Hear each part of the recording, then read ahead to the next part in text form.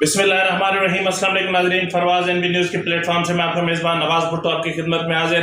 नाज़रीन, आजकल पाकिस्तान इंतहाई अंदोहनाक हादसात की जद में है और पिछले 2-3 रोज़ में पाकिस्तान रेलवे को 2 बड़े हादसात हुए हैं, जिनमें से एक हादसा जो आज पेश आया है वो इंतहाई अंदोहनाक है।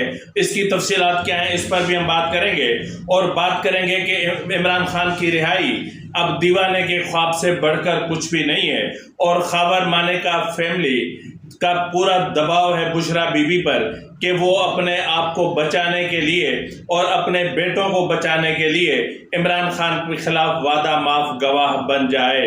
तो नाज़रीन, इन तफसीलात पर हम आज की भी आज हम बात करेंगे। आपसे इल्तिमास है कि अगर आपको मेरा व्लॉग पसंद है तो मेहरबानी करके इसको सब्सक्राइब करना, लाइक करना और शेयर करना मत भूलिएगा।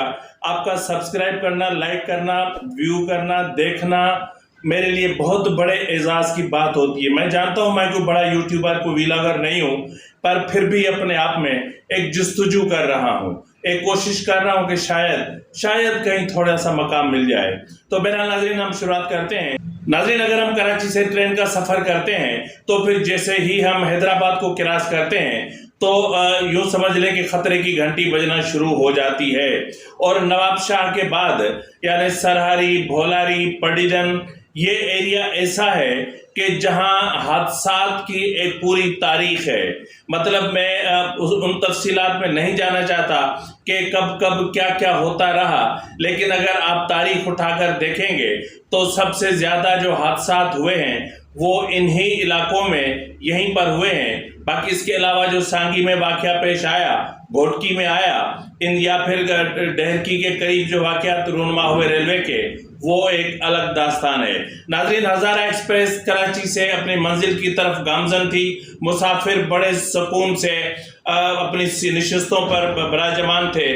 बच्चे सो रहे थे क्योंकि दिन का 1:30 बज रहा था। तो कहीं कोई लंच कर रहा था जो घर से लेकर निकले थे, तो कहीं कोई चाय नोश फरमा रहा था, तो कहीं कोई तंबाकू नोशी कर रहा था।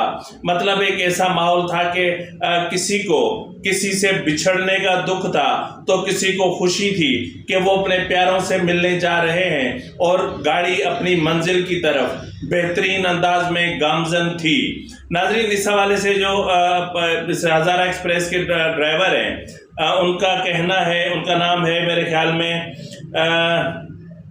राशिद मिनास।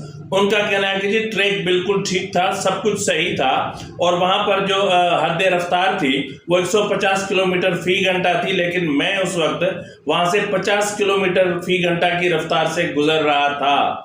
नाज़रीन, ये वो स्पीड है कि जिसमें जितना नुकसान हुआ है इतना नहीं होना चाहिए था।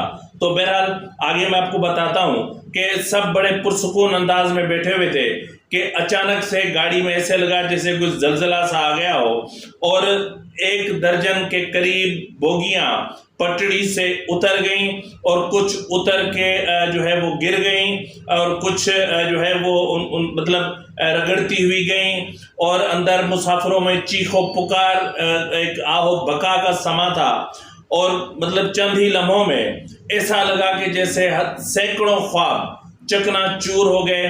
किसी के मिलने के ख्वाब थे, कोई अपनी मंजिल की तरफ गामजन था और किसी के दिल में खुशी थी, वो सब खत्म हो चुका था, सब भस्म हो चुका था। यानी ऐसा लग रहा था कि जैसे क़यामत सुगरा बर्पा हो गई हो। मकामी लोग, जाहिर है कि ज़िले इंतज़ामिया फौरी तौर पे तो नहीं पहुंच सकती थी, तहम मकामी लोगों ने फौरी तौर पर पहुंचकर लोगों को रेस्क्यू करने की कोशिश की।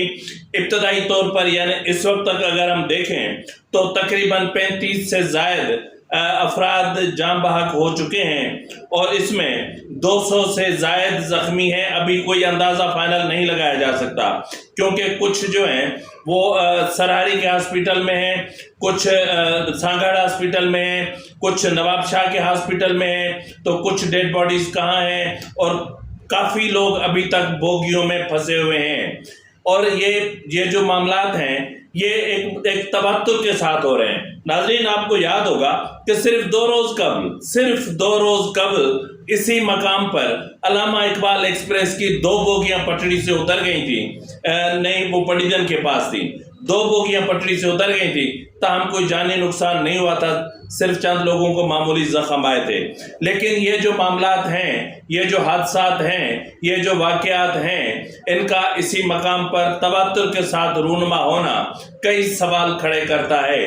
کیا یہاں پر جو پٹڑی بچھی ہوئی ہے، کیا وہ بیلنسڈ نہیں ہے؟ کیا ان میں کوئی توازن نہیں ہے؟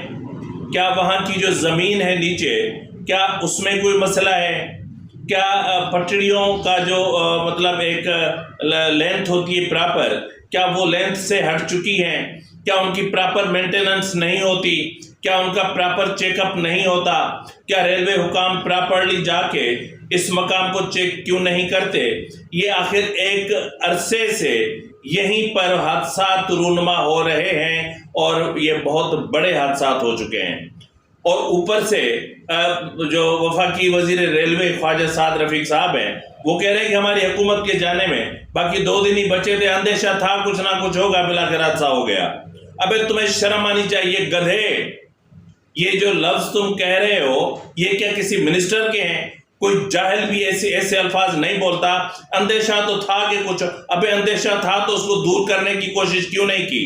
اگر اندیشہ تھا تو پھر آپ نے ہائی لیول میٹنگ بلا کے اور پھر آپ نے جو ہے اس کے حوالے سے کوئی لاء عمل کیوں نہیں اختیار کیا؟ آپ کو اندیشہ تھا کہ حادثہ ہوگا، ہماری حکومت جانے میں 2 منٹ رہ گئے، شرم تو کرو کچھ جاتے جاتے۔ کیا دے کر جا رہے ہو اس قوم کو؟ آپ کی حکومت کیا دے کر جا رہی ہے؟ مہنگا پیٹرول دے کر جا رہی ہے، مہنگی بجلی دے کر جا رہی ہے، مہنگا گیس دے کر جا رہی ہے، مہنگائی دے کر جا رہی ہے، مہنگی تعلیم دے کر جا رہی ہے، مہنگی دوائی دے کر جا رہی ہے، مہنگی چینی گندم آٹا دے کر جا رہی ہے، زندگی غریب کی اجیرن کر کے جا رہی ہے۔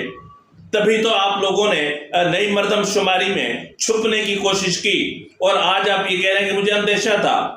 ڈوب کر چلو بھر پانی میں آپ کو مر جانا چاہیے تھا خواجہ سعد رفیق صاحب، جب آپ یہ الفاظ بول رہے ہیں۔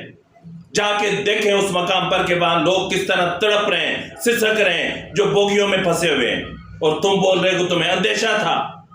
بڑے تم اولیاء بنے پھرتے ہو، شرم کرو کچھ۔ یہ انسانوں کی زندگی کا سوال ہے۔ اس ٹرین کی پٹڑی کو محفوظ بنانا حکومت کا کام ہے، اور عوام کا کام صرف مرنا نہیں ہے، عوام کا کام ہے منزل مقصود پر خیر خیریت سے پہنچنا۔ یہاں تو جو مرے سو مرے، یہاں تو جو زخمی ہوئے سو ہوئے، جن جن اسٹیشنز پر جہاں جہاں جس کو اترنا تھا، جہاں جہاں ان کے پیاروں کو پتہ چلا ہوگا۔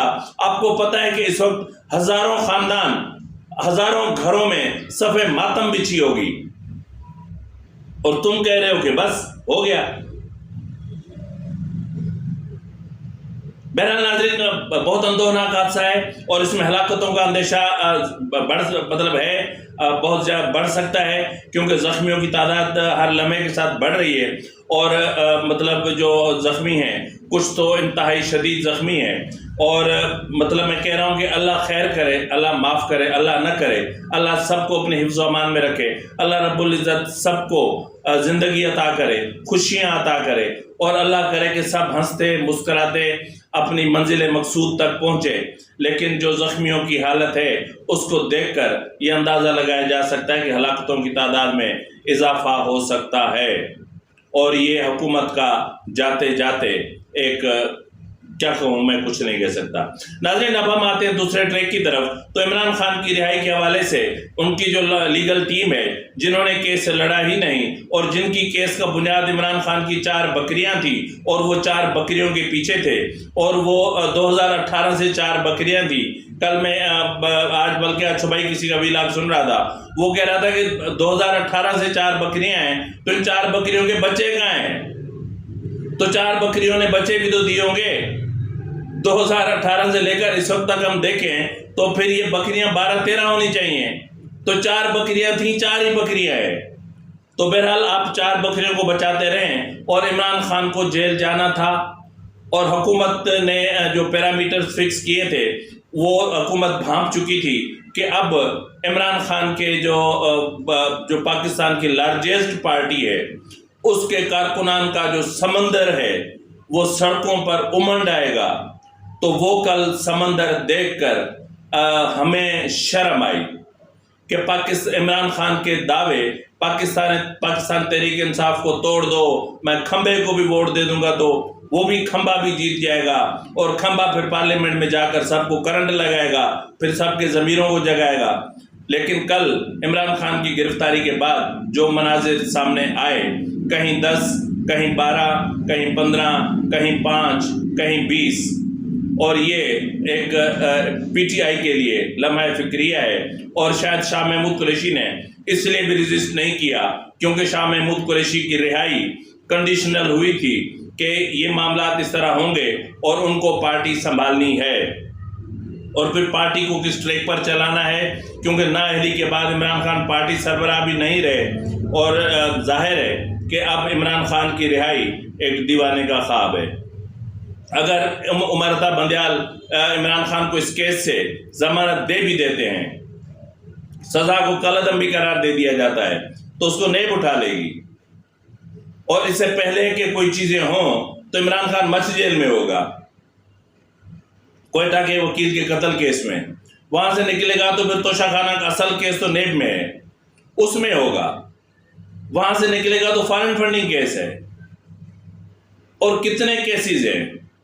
اب دوسری طرف خاور مانیکا کے بیٹوں نے زمان پارک میں جا کر بشرا بی بی سے ملاقات کی ہے، اور زبردستی جو ہے وہ گھر میں گھسے ہیں، اور گھس کر کے بشرا سے ملاقات کی ہے، اور بیٹوں نے ماں کو کہا ہے کہ امی اگر ہمارے اکاؤنٹس کی جو ہے اگر اس کو کیا بولتے ہیں، اس کو بیلنس شیٹ ہماری دیکھی گئی کہ ہمارے اکاؤنٹ کب کھلے اور اتنا پیسہ کہاں سے آیا، اتنی ٹرانزیکشن کیسے ہوئی، اور اتنا سب کچھ کیسے ہوا، تو ہم بھی مریں گے۔